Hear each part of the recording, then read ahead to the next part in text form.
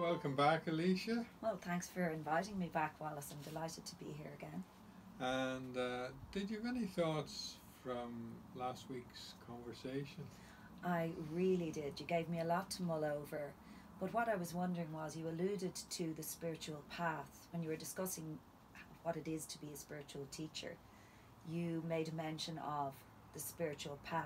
So I was wondering if you could elucidate that for me, please. Well, the spiritual path is a bit of a misnomer in the sense that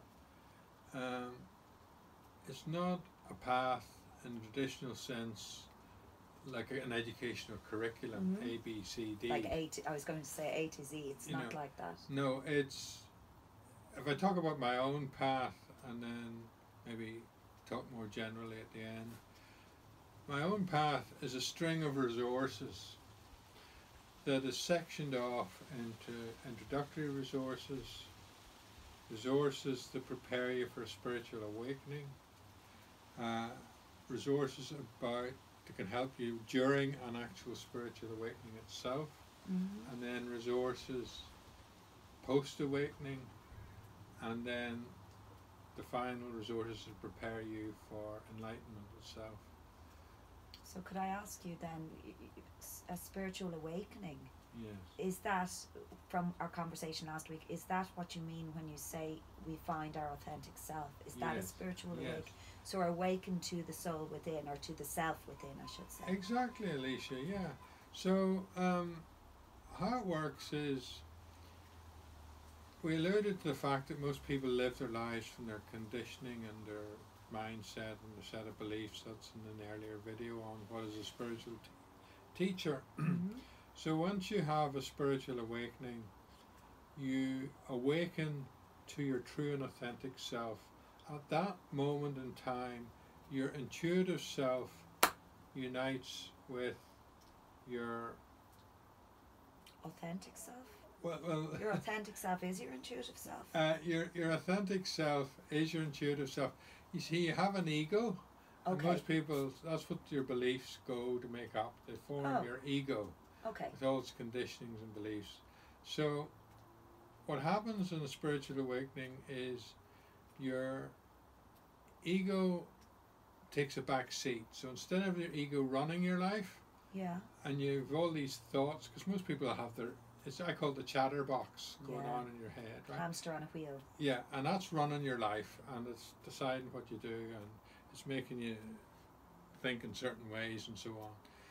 Well, once you have a spiritual awakening, it still runs, right? The ego's still there, but it isn't controlling your life and it isn't controlling your behavior. It's a background hamster. It's a background hamster. And it doesn't, it's detached from your emotions as well, which is very important, because normally when you have a spiritual, before your spiritual awakening, if you have angry thoughts, you'll feel angry in your emotions. But in after spiritual awakening, you won't have many angry thoughts, but if you do, that won't affect your emotional body, so you won't react angrily. Right? Okay. So there's a disconnect during a spiritual awakening between your emotional body and your ego. Okay. And then after the spiritual awakening, you operate from your intuitive self, which is the same as your true self or your authentic self, and it's really a different consciousness. It has to be experienced.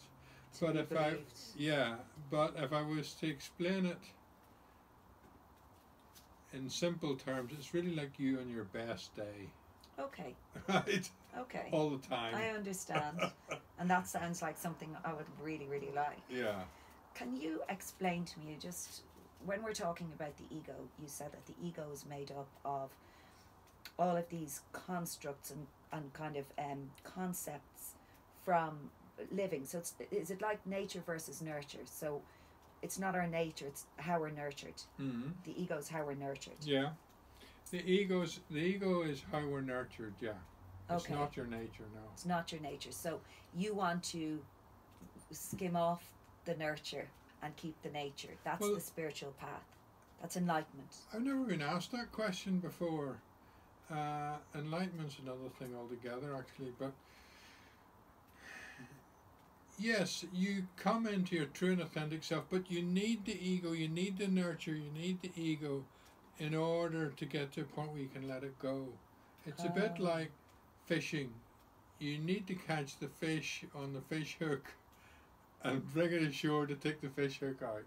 So you need to know that you have an ego. You need to know you have an ego. First and foremost. And you need to develop your ego. The ego isn't bad. There's nothing wrong with the ego. It's not bad. So you need to develop your ego, and you do that through the spiritual path. In the right way. In the right way. In the before awakening point, you develop your ego. Then during awakening, you have your spiritual awakening and you go beyond your ego. Your ego's still there, but it's not controlling your life. And then you move into post-awakening and then enlightenment. And those are the different methods, different stages on really any spiritual path. But my particular spiritual path, my approach is to work with your everyday challenges in your life. So I don't work a lot with meditation or tools or disciplines. It's actually, the discipline is in mastering the everyday challenges that are in your life. Okay. Thank you so much for explaining that to me. Great. Okay. Thank you very much, Alicia. See you next week, Wallace. Yeah. Bye. Bye.